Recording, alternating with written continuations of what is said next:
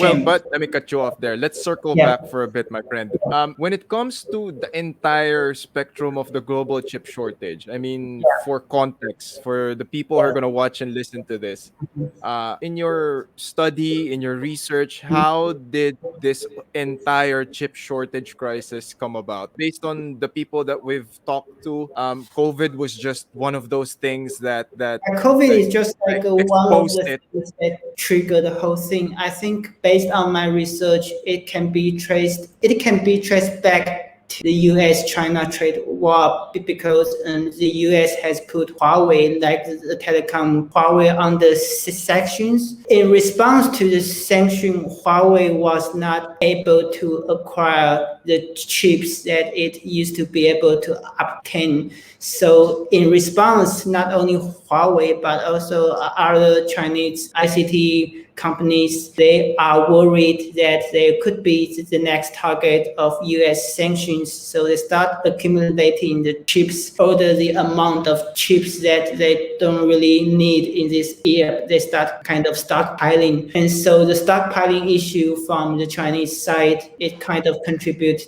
to the issue. Then the pandemic also accelerated this process. And when it comes to the automotive sector, and during the pandemic, the demand for the cars was declining. So the auto industry came to the conclusion that it didn't really need to produce cars. So they shut off. But then like the things come down a bit. Then the auto industry decided that okay, now it's time to put a factory back into operation. But when they were shutting factories and all the capacity previously preserved for them went to the household electric, even like PCs, because during the pandemic there was a huge demand for PCs and all the other equipments for like remote learning, remote Yeah, working. everyone's working from home, so everyone ordered And, more cell phones, and more tablets, more laptops. exactly. And so